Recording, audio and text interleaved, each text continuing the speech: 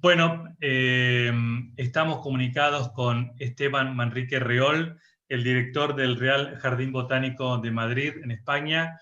Qué gusto dialogar con vos, Esteban. ¿Cómo estás? Pues buenos días para ti, buenas tardes aquí. Yo estoy muy bien, a pesar de lo que nos está cayendo con esta tremenda pandemia de COVID-19. Y como ya te comentaba el otro día, además, sumado a un temporal de nieve brutal que nos ha dejado el jardín un poco diezmado. Pero yo creo que saldremos adelante. Yo creo que de todo esto, como tiene que ver con la naturaleza, y la naturaleza es sabia, tanto se destruye aparentemente como ella misma se reforma. Así es, así es. Bueno, y vos sos biólogo, ¿verdad?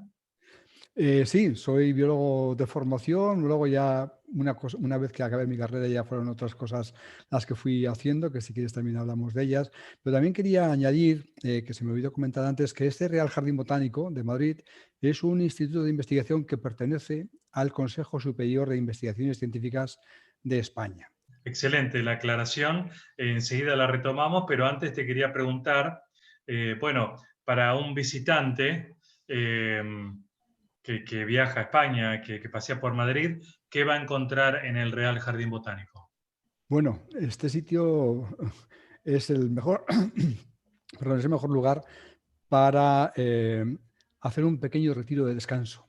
El Real Jardín Botánico está localizado en una zona muy céntrica de Madrid, muy céntrica de Madrid, cerca de la Plaza de Atocha, pero sobre todo está también muy cerca de tres grandes museos de arte, que es el Museo Reina Sofía de arte moderno, el Museo Thyssen-Bornemisza de todo tipo de arte y el Museo Nacional del Prado. Pues siempre da gusto entrar en el Jardín Botánico, alejarse del ruido y de las personas y de los vehículos y sentarse tranquilamente. Pero es que además aquí va a encontrar mucha historia, ¿eh? Porque el Real Jardín Botánico es incluso anterior al Museo del Prado. Son los dos del siglo XVIII, aunque el Museo del Prado tiene un diseño previo, no obstante su construcción es muy posterior, porque nunca se llegó a completar. Es un jardín botánico diseñado por dos grandes arquitectos del rey Carlos III, que fueron Sabatini y Villanueva. Villanueva también autor del edificio del Museo del Prado en aquel momento. Y Esteban, ¿hay alguna especie en particular que es el centro de atracción de la recorrida del botánico? Quizá la primera, y si vienes en primavera, que más atención atrae es la colección de tulipanes. En primavera los tulipanes se ponen preciosos, es un mapa enorme de colorido y eso es lo que atrae a muchísima gente en los meses de finales de marzo hasta pues bien empezado junio, ¿no? Que es durante todo el tiempo en el que están floreciendo. Y además a esta floración de los tulipanes se añade la floración de los rododendros, por ejemplo, ¿no? Que también son, Claro, y las azaleas dahlias. y ¿Y las dalias? Yo vi la colección de claro, dalias, es impresionante. sí, las dalias justo sustituyen a los tulipanes. Claro, Las dalias, justo cuando van marchitando los tulipanes, es cuando empiezan a florecer, allá a finales de, sobre todo agosto, ya claro. se han cambiado los tulipanes y tenemos dalias, incluso la más tardía, que es la dalia máxima, que se alarga hasta el mes de diciembre. Ajá. Pero además hay un ciprés que ese estaba ya aquí antes de que llegara al jardín botánico, ¿no? Ah, Hay un ciprés de unos 320, 20 y algo de años de antigüedad y es un ciprés de los que formaban parte de los que se cultivaban entonces, porque esto era una gran huerta. Lo que había aquí previamente en el siglo XVIII era una huerta que fue adquirida por la Casa Real y los cipreses se utilizaban como elementos para evitar los grandes vientos y que estropearan las cosechas de la huerta, ¿no? Entonces, claro. algunos de estos cipreses se mantuvieron durante muchísimos años, luego muchos se fueron perdiendo y solamente queda uno de esa época, ¿no? Y Esteban, ¿qué rol cumplen los jardines botánicos, o en particular el de Madrid? Porque eh, a lo mejor la sensación general es que es un lugar de paseo solamente. Todos los jardines botánicos han de cumplir al menos tres misiones, ¿no? La primera de ellas es la conservación de las plantas, o sea, tener mecanismos y procedimientos y lugar donde poder conservar plantas ex situ, ¿no? Plantas fuera de su lugar de origen. Ujú. La segunda y muy importante también es la de la educación, la de la divulgación de la ciencia botánica. Eso es fundamental.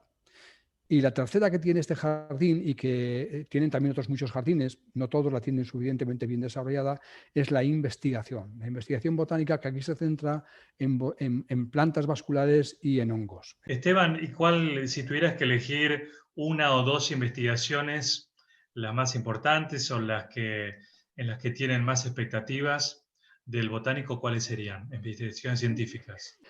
Hay dos elementos muy importantes. El primero importante y que se culmina justo este año, después de prácticamente 30 años de trabajar en él, es la flora ibérica. La flora de España y Portugal y Baleares, excepto de Canarias, que es mucho más complejo, ¿no?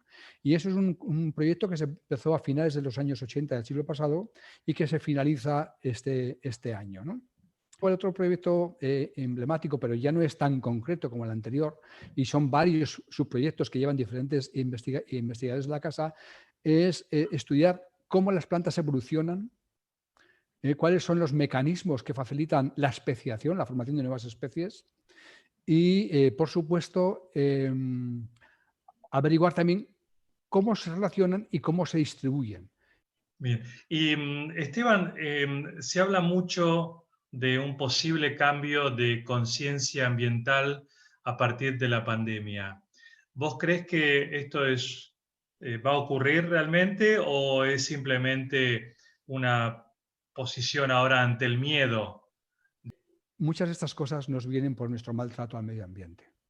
Y eso ha quedado relativamente patente en muchas circunstancias. La transmisión de virus, bacterias, muchas veces tiene que ver por haber tratado mal el medio ambiente, por no haber cuidado suficientemente nuestra biodiversidad y quizás habernos acercado a cierta biodiversidad salvaje en exceso, que no era necesario, ¿no? El hombre no tiene por qué estar en todas partes. Esto es desde luego necesario. Primero es un convencimiento a nivel personal. O sea, primero la persona tiene que ser muy consciente de que tratando bien el medio ambiente se trata bien a sí mismo. Y eso, como tú muy bien sabes, no todos tenemos esa conciencia y esa es la gran pena. Incluso tenemos aquellos negacionistas que lo niegan todo, que ellos son los dueños del mundo y ellos pueden hacer lo que quieran en este mundo. Y eso es el gran caballo de batalla. ¿Y vos notás en España o en Madrid puntualmente que hay más interés por los espacios públicos, por ejemplo? Lo primero que se abrió como parque público o como jardín público fue el jardín botánico. La cantidad de gente que empezó poco a poco a venir. O sea, era Claro. como una necesidad brutal. También es cierto que no solamente es el tema urbano, sino también periurbano. Hay cantidad de gente que se movió hacia los pueblos lejanos de las ciudades para tener un poquito más de naturaleza cercana. Y aquí, yo creo que hace poco leía cómo Madrid podía presumir, incluso de toda España, de ser de las ciudades que más árboles tienen dentro del casco urbano, ¿no? Y es posible que sea verdad, pero es cierto que son árboles que han sido colocados en las ciudades sin ningún tipo de criterio o gestión Ah, bien organizado.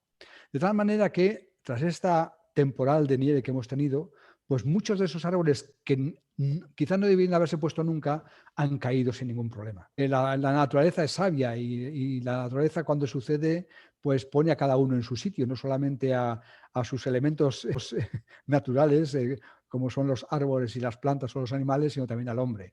Y es cierto que la naturaleza nos ha puesto a todos en nuestro sitio, en nuestra casa, quizá a pensar. muy bien. Esteban, estoy muy agradecido por tu tiempo, por haber aceptado esta entrevista con nosotros, con Viva la Tierra, para divulgar en este caso la tarea del Real Jardín Botánico de Madrid, que tuve el enorme placer de conocer y recorrer. Gracias, porque a la distancia podemos mantener estos vínculos y difundir esto que mucha gente seguramente va a disfrutar. Juan, muchísimas gracias por pensar en mí, por organizar esta videoconferencia y encantado de recibirte a ti y a cualquier argentino que se venga aquí y que se identifique como tal y les enseño lo que es el jardín. Muy bien. Encantado. Bueno, un abrazo grande desde aquí, ¿eh? Una- Muchas un gracias. abrazo muy grande. Muy bien.